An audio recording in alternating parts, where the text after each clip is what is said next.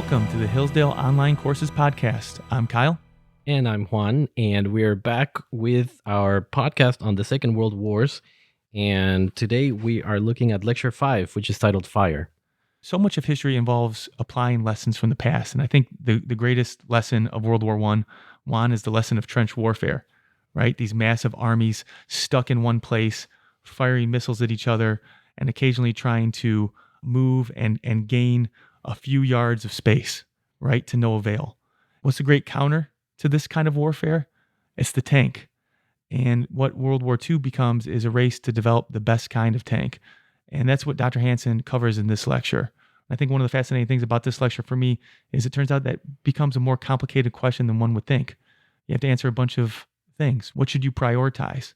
Should it be speed? Should it be firing power? Should it be maneuverability? Should it be ability to mass produce? These are the things that these Axis and Allied powers are trying to figure out, and it has massive implications on the field. Or should it be size, which is a very interesting part of this lecture in which Dr. Hanson goes into essentially the German obsession with what he calls gigantism, and is just the ability to produce a bigger and bigger and bigger weapon, missile. So it's such an interesting question when he's looking at this lecture, because he's thinking, what's better, to produce more and not as powerful weapons, or to produce them less but bigger ones? The Allies went with the former, the Axis went with the latter. Thank you for tuning in to our podcast on the Second World Wars. If you're interested in pursuing a lifelong education with Hillsdale College, you can go to hillsdale.edu/course today. We've been producing free online courses since 2011. More than 3.5 million people have signed up for our online courses on politics, history, literature, economics, and theology. You can go to hillsdale.edu/course and browse those courses today and sign up for free. And now, Dr. Hanson.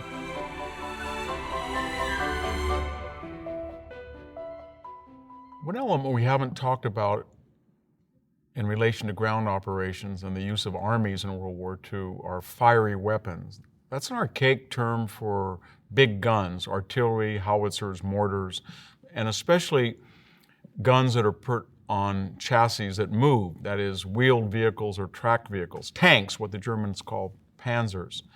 And they became very important in World War II as an outgrowth of the experience of World War I.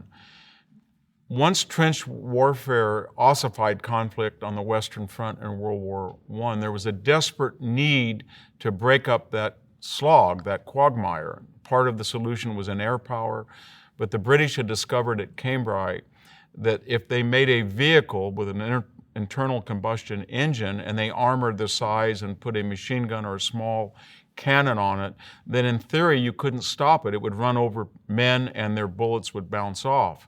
And out of that experience of somewhat limited success, but nevertheless success of getting through German trenches, there became a race to make armored vehicles. And in fact, the end of World War I, there were several thousand tanks in the American and French and British Army, although the Germans really didn't build any at all.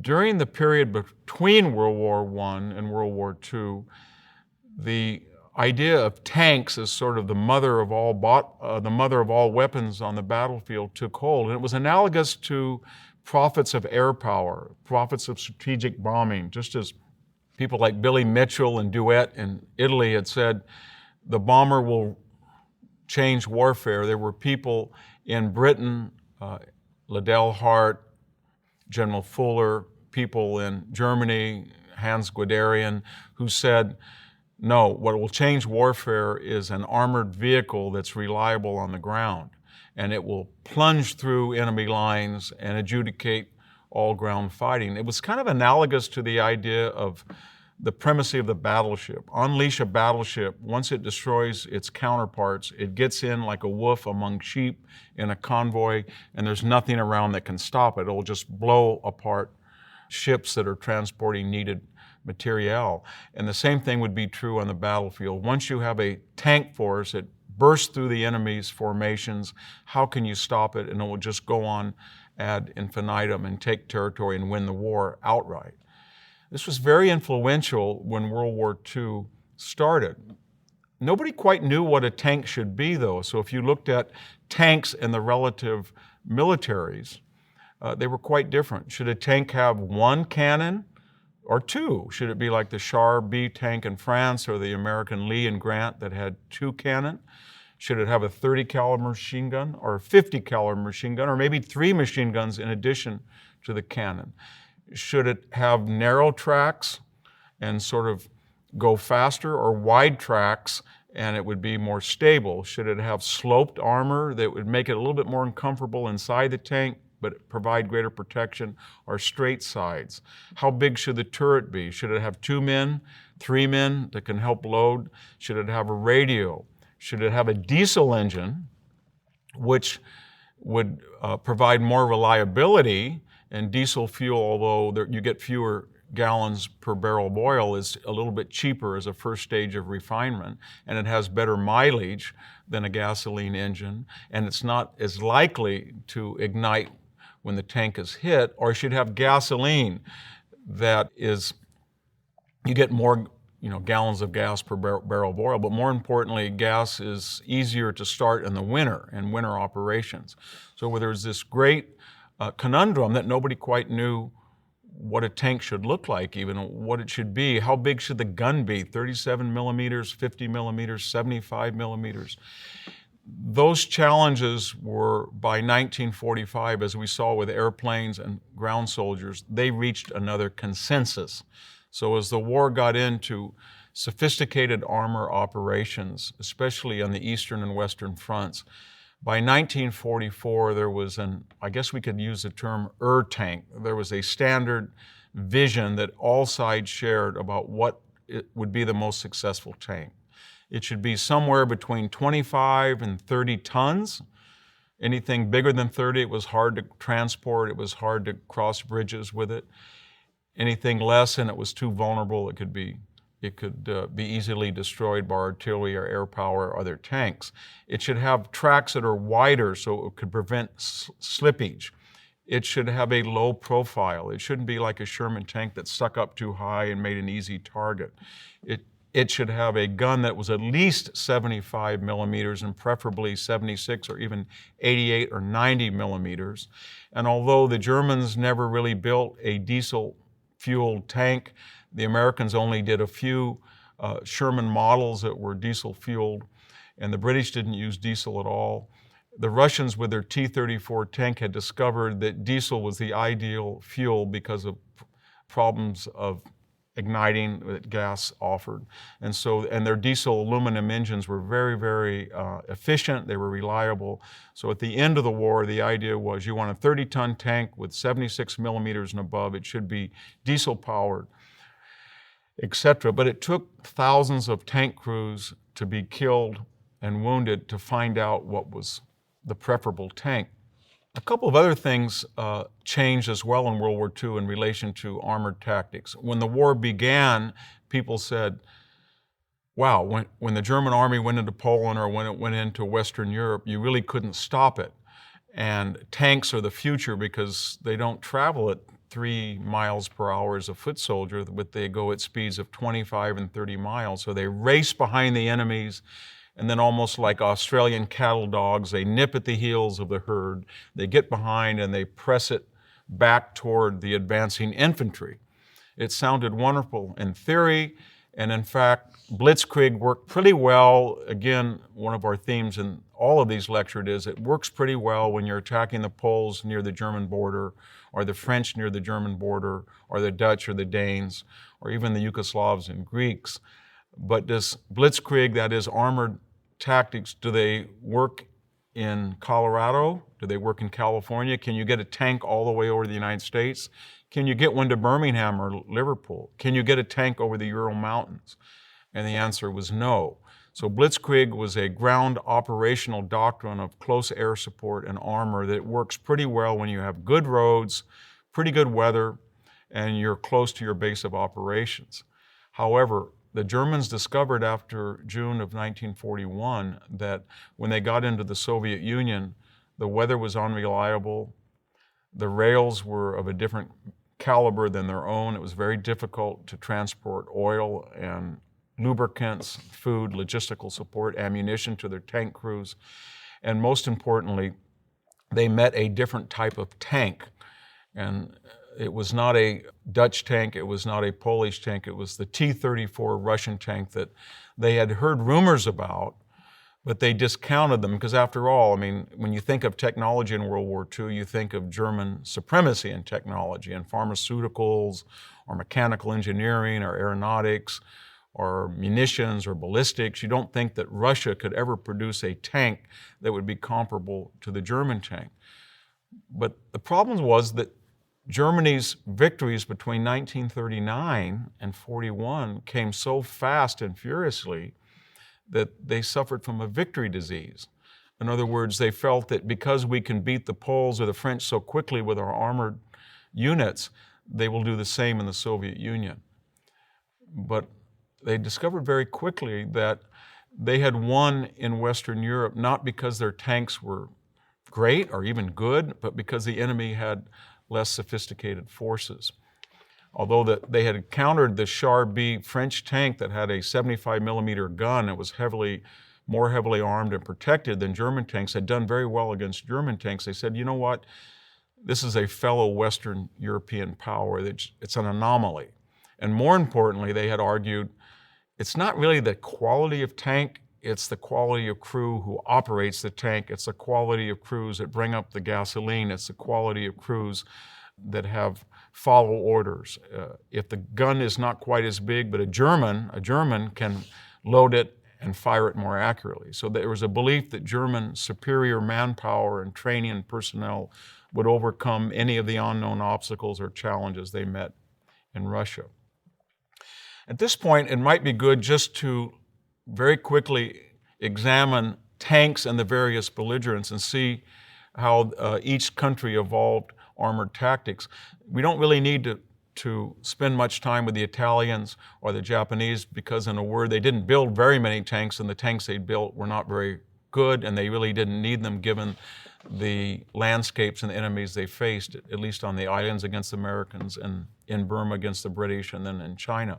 So we're essentially talking about four powers. On the Allied side, the Americans had almost no armor when the war broke out in 1939 in Europe, and they only had about a year and a half to prepare themselves for fighting full-fledged on the European continent at some point.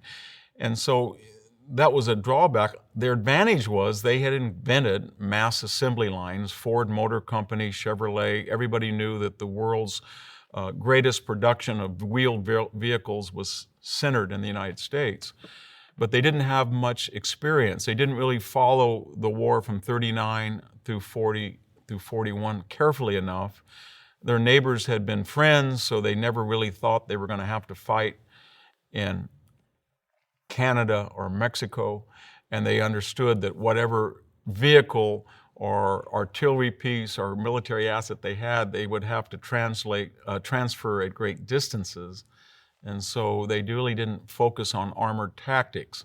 Once they did, very quickly they built a Lee and Grant tank that had one advantage. It was one of the first tanks to have a 75 millimeter gun. It had two guns, but one was mobile, one was not. And they were able to supply the British very early in North Africa.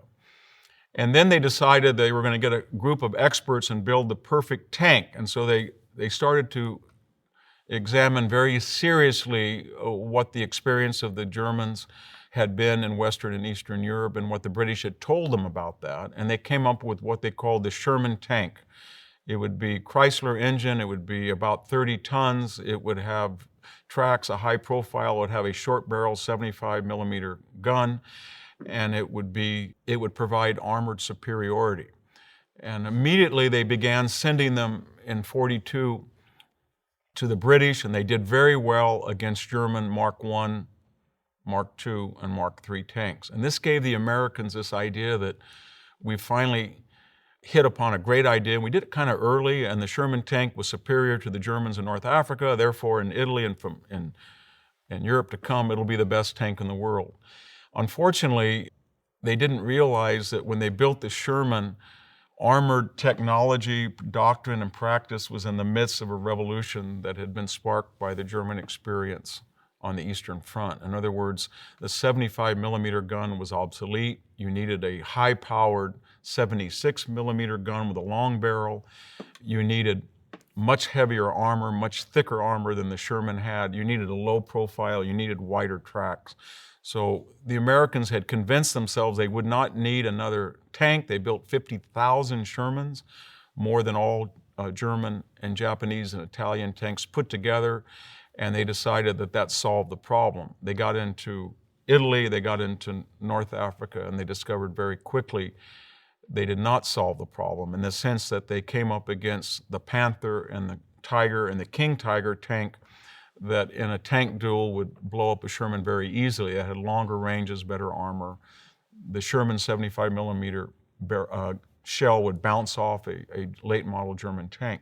That said, the Americans got a pretty bad reputation for the Sherman, but it's not quite in historical terms fair, because there were certain constraints that the Americans were under. Remember, they have to put a tank on a crane and put it on a ship and take scarce space and get it over to France. And that meant that you don't really want to build a 50 or 60 ton tank like a Tiger, number one. And number two, they didn't believe that the Germans could build enough tanks or enough German tanks would survive, that a Sherman would very often actually meet a German tank. In other words, it was designed not for tank-to-tank warfare, but to support infantry. It did very well in the Pacific against the Japanese. It was kind of unstoppable. And they thought, you know, when we get to Europe, we will have something called a tank destroyer. We'll have an artillery piece, 76 millimeter, eventually 90 piece, and when you see a Tiger or a Panther, you'll call it up, it'll come up, shoot, and then retreat. It wasn't a very viable doctrine, but the other idea was that the Sherman would be very reliable. So for 10 hours of actual use in battle, you might only need 1 or 2 hours of maintenance. The transmission can be taken out in 4 hours. You can use it for all sorts of other purposes. You can put a crane on it and take out a wounded tank. At D-Day, the British instruct us how to put a sweeper on it. It was almost a modular concept, and it was very successful, but it was not successful for fighting German tanks. That said, about 75% of the 5,000 or 6,000 Sherman tanks lost in World War II were not lost to other tanks. They were lost to mines, handheld weapons, and German artillery. The British had a similar problem. Theirs wasn't a dichotomy between tank destroyers and tanks, but they had an equally flawed idea of battle tanks that would be slow and heavy and travel along with the soldier, and cruiser tanks that would go behind the lines. And so they they also bifurcated their designs, and they made too many tanks. They made Cromwells, they made Churchills, they made Commets, they made Centurions, they made Matildas, and they never really focused on a single design in the way the Americans did with the Sherman or the Russians did with the T-34. So no British tank ever quite got parity with the Sherman tank or its German adversaries, even though in many cases they had better barrels, they had better armor, they had as good or better engines, but they just didn't concentrate in a holistic fashion on the tank that would anchor British armored forces. So then we get to really what we're talking about in World War II, the Eastern Front in relation to armored tactics. The Russians also built about 100,000 armored vehicles. More than half of them were T-34 tanks.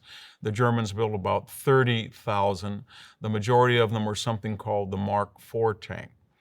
And how this duel played out was that in June 21st and 22nd, the Germans invaded with an armored force that had been very successful, they felt, in the prior 2 years in Europe and to a lesser extent Eastern Europe. And it was based on a tankette, a Mark I. It was just a little tiny 6-ton pea shooter. It didn't even have a cannon on it. And they quickly discovered, even against the Poles, it was obsolete. And they had a Mark II that had just a 37 millimeter gun, initially 20 millimeters, and it too was too light at about 12 tons. It came on a Mark III, which was supposed to be the tank to end all tanks, and the majority of tanks that went into Russia were Mark IIIs. It was also substandard.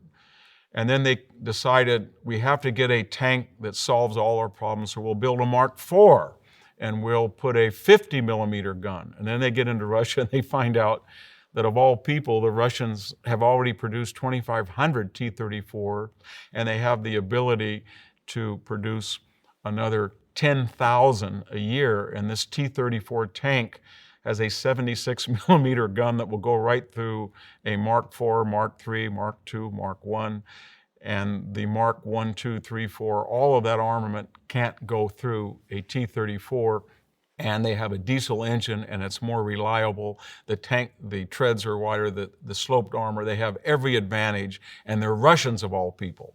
And how did this happen?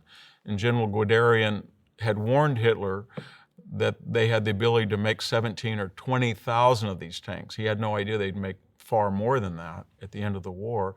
And Hitler remarked as early as 1942, if I had believed you, General Guderian, and I knew what I was getting into in Russia with T-34s, I would have never entered the country. Now that said, there's something else to remember about armored tactics. The success or failure of an armored thrust does not necessarily, believe it or not, depend on the quality of the tank. There's other factors that can mitigate having an inferior tank, as the Germans learned, because after all, from June of 1941 to winter of 1941, the German army got all the way to Leningrad, it got all the way to the first subway station in Moscow, and it got all the way beyond Kiev, and it did so with tanks that were qualitatively inferior to the KV heavy tank and the T-34 Russian tank. So the question is, what was going on? And the Germans learned that A, even though their tanks were inferior, they didn't always, as Americans would learn later, meet other Russian tanks. And B, they had something called the 88 millimeter flak gun. In other words, it was used to shoot up in the air at about 5 or 6 miles and take down bombers. But it was a very versatile gun, but when you lowered the barrel, it had a high velocity 88 millimeter shell. This gun would be incorporated into the Tiger tank later. And they learned that they could blow up a T-34 at about 2 miles and not be blown up in exchange by a 76 millimeter T-34 tank. So what that meant was that along with these armored thrusts, Germans were coming up with trucks towing these 88 millimeter batteries, and they would wipe out T-34 tanks at a great distance. And one of the ironies of the air campaign in World War II is that the great help that the United States and the United Kingdom gave to Soviet ground forces was the bombing campaign, because when B-17s and Lancasters and B-24s started to appear in number over Germany and occupied Europe, guess what? The Germans quickly learned they did not have enough flak batteries, and they could not produce enough flak batteries. So what they did was they went breakneck development and industrial fabrication and production of 88 millimeter batteries. And that meant that they had less resources to build tanks or machine guns and mortars, and more importantly, they were using them to shoot down American and British bombers. And that got to be so critical an issue that they began withdrawing 88 millimeter cannon from the Eastern Front. And in the end, they would take back 10,000 88 millimeter German cannons that had been so successful against Soviet tanks. And that really explains in some part why the Soviet armored forces were so successful.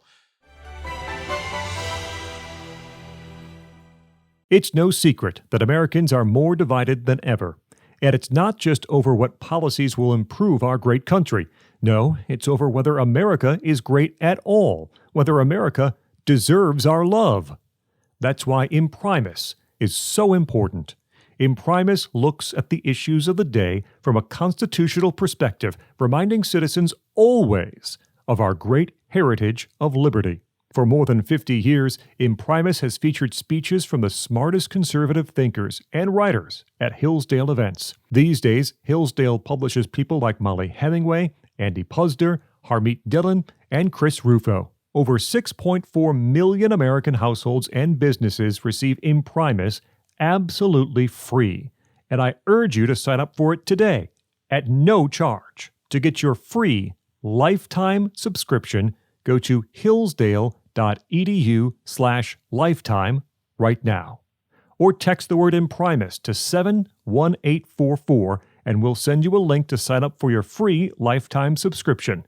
That's IMPRIMIS to 71844. So on the Eastern Front, in other words, there is the T-34 and it's a superior tank and it's being built in greater numbers, and the Soviets are showing resistance, and the Germans, for a variety of reasons, but a large part, their armored forces are inferior. They're up against a wall. One of two things must happen. If the Germans are going to continue to have success, they've got to come up with an anecdote, because the 88 millimeter gun is needed back home, and it's not going to be in enough numbers to beat this 7 million man Soviet army that's going to have 50,000 T-34 tanks with accompanying artillery. And the second thing is, can they train a German tank crew in a Mark IV tank, to take one example, to such a degree that perhaps instead of shooting 2 or 3 volleys in a minute, they can do 3 or 4, and perhaps they're so well trained that they can maneuver to the side of a T-34 tank and blow it up from the side where it's less armored. In other words, can they be so highly trained that even though they don't have a tank comparable to the T-34, they understand that the German soldier is a better professional tanker than is a recruit in the Soviet army, which is, after all, the first year alone lost 4 million, by the second year lost 7 million soldiers, and is in desperate need of skilled tank commanders. And in large part, the German army finds that it is successful, and that is that its tank crews, even though they're not equipped with comparable armor and offensive capability to the Russians, when the war is over, 75% of all T-34s will be destroyed, and along with their crews, and the Germans will have a kill ratio of about 4-1, and they will lose the war. But the actual armored war, they will do pretty good with substandard weapons, at least until 1940, late 42. The other half of the equation, of course, is, can the Germans make a tank that's better than a T-34? And they come up at first with the idea of a monstrous 60-ton heavy tank called the Tiger. It'll have an 88 millimeter gun in every category.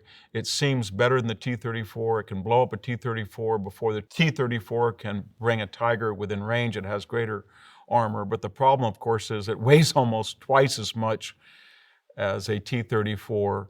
And more importantly, it is a mechanical nightmare. The engine is a little bit underpowered. It's too heavy to go across bridges. It sinks down in the mud. And rather than address those problems immediately, Hitler's already thinking of a King Tiger, that is a 70-ton tank that will blast late model T-34s and even heavier Russian tanks. That's not the right answer. There are some in German productions that say, you know what, let's build something like the T-34, about the same size, but let's make it qualitatively superior in every category. And what they come up with is the Panther, that will have a high-powered, long-barrel 76 millimeter that will be better than the T-34, that will have a little bit more speed, that will have more armor. The problem with it is German science, and part of the problem throughout World War II is German craftsmanship insists on careful measurement, calibration, perfection in production versus good enough to do, or quantity over quality. So when they start to produce and number Panther tanks in late 1943 and 44, they quickly discover that they can't build enough of them, and the ones that they build initially are not reliable. Again, quite the contrary to the idea of the Sherman tank or the Russian T-34. Build as many tanks as you can, make them reliable as you can, hope that they're mostly for ground support, And when they encounter a panther or tiger, bring in the artillery or the air. And that's the superior doctrine throughout World War II. A fundamental question then, is armor the determinant of battlefield success on the ground in World War II? And to answer that question, we really have to look at just three theaters, because the Pacific, Italy, they're both slogs. They don't have the landscape or the vast expanses for armor to come into its own, so to speak. In North Africa, you could argue that in February of 1941, when Rommel lands and creates the Africa Corps, that he's very successful with substandard tanks. He's outnumbered. He only has 2 or 3 divisions, only one is armored in the beginning, and he goes all the way into eastern Libya, and then he's pushed back at the end of 1941, and then he comes back in 42. He takes Tobruk, he crosses the Egyptian border, he's on his way to Alexandria. He may take the Suez. Ideally, he would meet up with Japanese ships in the Suez or the Indian Ocean, and then he would go in and help Army Group South. But he's not well supplied, and his tanks are not as good as Sherman's, believe it or not, and he stopped at El Alamein. And then you would think that General Montgomery and the British Eighth Army then would sweep across North Africa and destroy Rommel, and he does not do that. He's very slow, mechanical, plodding. You'd think that the Americans who land in North Africa would sweep Rommel back eastern, and that does not happen, partly because the Luftwaffe gives Rommel support, partly because German tank crews are extremely well trained, partly because they have a few Tiger tanks. So the idea that armor is at one blow is going to win a theater does not happen in North Africa, as it does not happen in Sicily and Italy. So what we're really talking about is the eastern and western fronts. And here, the use of armor reflects the pulse of the battlefield. And by that I mean it's one component that succeeds or fails when other components are succeeding or failing. So even though the French have a better tank than the Germans are winning because they have higher morale. They're flying more air sorties per plane per day than the French Air Force. They have a superior tactical doctrine. They have a superior strategic goal than the French. When that is no longer true, that is, in 1944, when the Americans and British land and try to take back Western Europe, then the United States has, as does Britain, air supremacy. They have naval supremacy. They have far more munitions. They have far more vehicles. And pretty soon they will get manpower parity and superiority. And at that point, the German superiority in Tigers and Panthers is of no value. Even at the Battle of the Bulge, which is a last gasp effort in winter of 1944 to recalibrate the Western Front and send a thin thrust of German armored forces anchored by Panthers and Tigers and get through all the way perhaps to Antwerp and cut the Americans across from the British and demoralize them and maybe even get an armistice. That armored thrust only lasts for about 10 to 12 days. And the answer, of course, is why? It's very easy to find the solution. And the solution is, if you want a good armored thrust, you have to have tankers that supply fuel daily. You have to have air superiority that protect tanks from air attack, and you have to have accompanying artillery barrages. Hitler doesn't have any of that, but he thinks that my Tigers and Panthers are so good that they'll shock the Americans, they'll shock the British, they'll collapse, they'll flee. We will get all of their captured gasoline and fuel depots. We'll fuel these armored columns. It'll be so cold and wintry and overcast that Typhoons and P-51s and P-47s can't fly. And by the time the weather clears, we will have all of their supplies and we'll be at Antwerp or we'll be at the Channel, and then the war will be over with. It's a kind of a crackpot idea. The point of this illusion, though, is that even under any imaginable condition, initial success never guarantees eventual success if you don't have a sufficient logistical and supply plan. And so I guess one way of looking at the armored operations in World War II is that they all start out very impressively, as does the Germans. in 1941 into Russia, as they do in 1939 into Poland, as they do in the case of the Americans going across southern France under General George Patton, 1st Armored Division, the 3rd Army. They get almost to the Rhine by August. And then certain predictable factors come into play. An army that is progressing at 50 miles a day, 30 miles an hour some days with armored thrust, runs out of gasoline, it outraces its supplies, it finds that the land that it has conquered is not fully occupied. In other words, it's gone around resistance rather than met it head on. Infantrymen can't keep up, and the armored thrust of Patton or the armored thrust of Army Group North, Army Group Center, Army Group South, they all stall. And the same is true of the Soviets. They go on the counteroffensive after Stalingrad in 1943, and then they butt up against the Battle of Kursk in mid-1943, and it looks something like Verdun. They have not had numerical superiority, they don't have logistical superiority, they don't have air superiority, and so basically German tanks destroy Soviet tanks. It's a strategic Soviet victory, but it's not blitzkrieg as the Germans knew it. And so the rest of World War II on the Eastern Front, at least from mid-43 to May of 45, will be slow advance. Occasionally there'll be a breakout, but tanks in and of themselves will not break open the battle and win it with few casualties, at least as it had been envisioned at the beginning of World War II. One theme that resonates in all discussions of World War II, and has come up in both air and naval power, is this idea of gigantism, or the age-old debate on whether quality or quantity is more important. And nowhere is this clearer when we get to questions of tanks and artillery. In other words, is it better to make a number of adequate weapons that are easy to operate and maintain, or should you start with the premise that if it's not perfect, it's not good? In other words, we want a few quality weapons, even if they're somewhat impractical, or they're hard to maintain, or they're expensive to produce. At least on paper, they're superior to what the enemy has. And we saw this dilemma in the case of German naval policy, where it would have been much more practical to use the resources that went into German battle cruisers, or especially the Bismarck and the Tirpitz super battleships, rather than build, as they should have, 20 destroyers for the price of a battleship, or maybe 40 more U-boats, or maybe 5,000 88 millimeter batteries. In other words, in war, industrial policy is absolutely essential. You have a choice every time you make a weapon of what you did not make. So every investment in quality, in some sense, comes at the expense of quantity.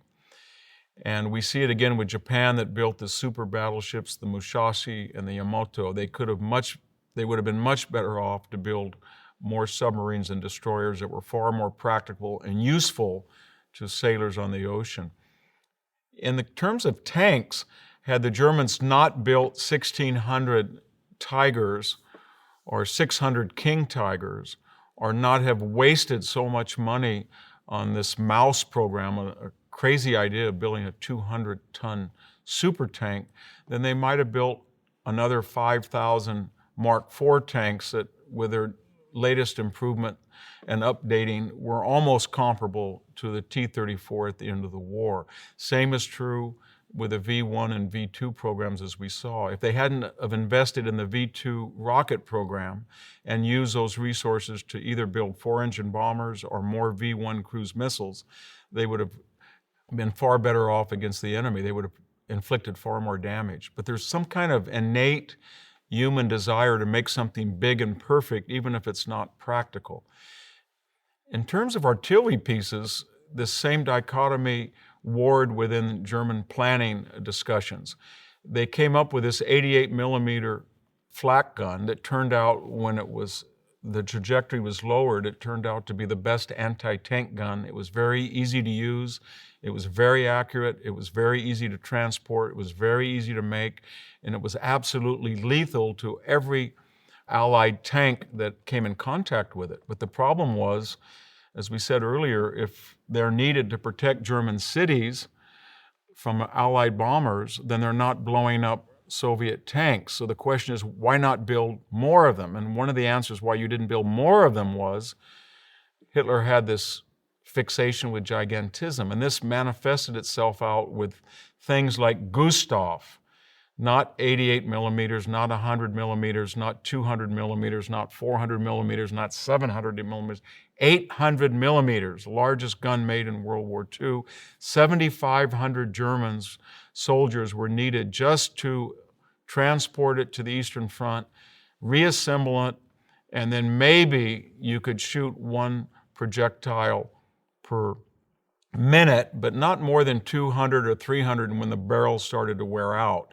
And although the projectile would weigh 3,000 or 4,000 pounds, depending on the explosive that was desired, when it was fired at, say, Sevastopol, it wasn't the reason that the Germans took Sevastopol. They were much better with smaller caliber, faster firing, easily maintained cannon. But in addition to Gustav, they had a number of huge mortars, 400 millimeter mortars, 200 millimeter mortars. And the German industrial sector, taking orders from Hitler, spent an inordinate amount of its resources on building fantastic weapons, big weapons, huge weapons, when it should have made much smaller ones. This was directly opposite of the Russian and the American idea especially when we come to artillery. The Soviet Union made more artillery pieces, over 300,000, than almost any other country. And they killed about 75% of German soldiers who were killed on the Eastern Front. And they even went a step beyond artillery with the Katyusha rocket. They thought, you know what, making an artillery barrel and rifling the inside and requires a lot of expense and craftsmanship and some knowledge or expertise to aim and shoot an artillery piece. Why not just make a tube and put a rocket in it and makes them so easy to fire and in such quantity that they'll blanket the general vicinity? And that turned out to be a brilliant doctrine as well. But again, it reflects the idea of quantity, good enough, versus a few high quality caliber weapons. The Russians also discovered very quickly that if they made enough Russian artillery pieces in the hundreds of thousands that no matter how good German tanks were, no matter how good German soldiers were trained, they could saturate a sector in which maybe every 5-foot square would have an artillery shell land on it. That would blow a hole through any defense, and then the Russian army could stream through. And the Germans had never seen anything like it. They had, by 1944 and 45, the Russians had just an unimaginable amount of artillery pieces. One of the reasons they did was they were in very close contact with the Americans and British as to their supply needs. They said to us, let us concentrate on heavy industry across the Ural Mountains where Germans can't reach us. In other words, we make tanks, we make steel, we make engines, we make artillery pieces very well, but we don't make aluminum very well. We don't make radios very well. We don't make rubber boots very well. We don't make concentrated food, non-perishable rations very well. We don't make rubber ponchos very well. We don't make passenger or commercial trucks very well. Why don't you give us that, and that will free up our industry to concentrate on what we do. And that explains why the Soviets made the most tanks and the most artillery of any particular power in World War II. One of the odd things is, though, in discussion of artillery, is the American expertise in artillery, because you'd think that just as we had to catch up with infantry training, we had to go through the P-40 fighter till we got to the P-38, till we got to the P-47, till we finally got to the P-51. You would think there would be a slow process of improvement. Yet when the war starts, the Americans, because of its emphasis on artillery dating back to the Civil War and at the war colleges especially, it had mastered the expertise of using the 105 medium artillery barrel and the 155 heavy artillery. And they even began to put them on chassis. We call them tank destroyers, but more importantly than aimed at tanks, they were mobile artillery support. So if you could put a 105 millimeter artillery barrel and hook it up to a Chrysler truck, you could drive it right up to the front and shoot and be highly mobile and highly accurate. But even more important than these two calibers that were made in such numbers and were so easily transported were two other concepts that the Americans developed that no other power in World War II had quite mastered. One was a doctrine called time on target, TOT, and that meant that mathematicians and engineers had calibrated the distance of a particular artillery barrel, the rapidity of rate, and they had mapped out a mechanism to coordinate artillery pieces to fire at different times based on their relative velocity and size to land on the enemy at the same time. So what that meant was, if you were fighting in eastern France in 1944, and that you saw a German position that was fortified or entrenched, and you had a 105 millimeter, you had a 75 millimeter battery, you had a 150 millimeter battery, they were at different locations.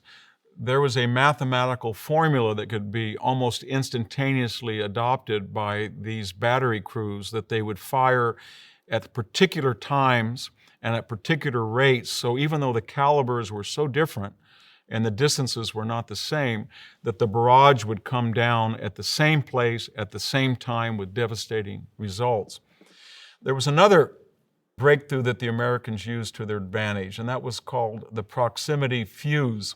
By that we mean that a shell, usually when it descended, upon contact with the earth, it blew up, or at least on contact with something like a tree or a obstacle, a stone, it would blow up. And that meant that the defender, especially if he was in a forest, like the Hurtgen forest or the Ardennes, could build a foxhole and get down in it, and then if a shell landed nearby, the shrapnel would go laterally, but he would duck and it would go over his head.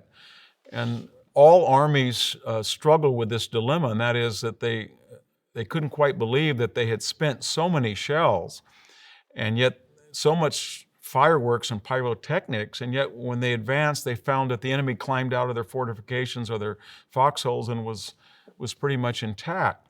So the Americans came up with an idea of putting a device, a pressure device, on an individual artillery shell, and it was adjustable, so it would explode without concussion based on pressure, atmospheric pressure, or even in some cases timing from the moment it left the barrel to how many seconds it would get near the enemy, and it would devastate the enemy before it hit the ground. In other words, if you're a German soldier and you're in a foxhole during the Battle of the Bulge, and you think you're immune from an American artillery shell that's going to send shrapnel laterally, what happens if the shell explodes 50 feet above your head and the shrapnel goes straight down? It turns out to be absolutely lethal. And so with time-on-targeted tactics and proximity fuses, the Americans, especially from the Battle of the Bulge from December 1944 onward, artillery becomes absolutely devastating to German soldiers, and it explains again why the American Army fielded the largest number of soldiers and suffered the least amount of casualties. And so artillery, in that sense, in the American case, was unexpectedly beneficial. Looking back at the use of tanks and artillery, we see the purpose of it then is to enhance ground operations and to inflict casualties on enemy soldiers while protecting your own soldiers. And nowhere was this more evident in the American case. They put heavy emphasis on time on targeting artillery strikes, proximity fuses near the end of the war, and a practical tank like the Sherman they could build in huge numbers. Again, the idea is that we're going to protect the American soldier so he does not have to get out of his foxhole and meet a seasoned German soldier with more expertise and perhaps sometimes better weapons. In our discussion of ships and planes and tanks and artillery, one fallacy that we do not want to commit is to suggest that machines matter more than men and women. They don't.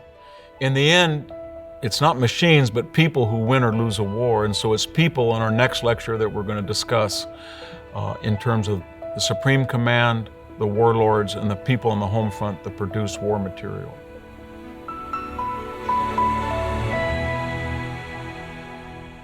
Thank you for listening to this episode of the Hillsdale Online Courses podcast. If you want to continue learning about World War II or other topics, please visit hillsdale.edu/course. There you can find over 40 free online courses, including American Citizenship and Its Decline with Victor Davis Hanson, C.S. Lewis on Christianity, Ancient Christianity, The Rise and Fall of the Roman Republic, and many more.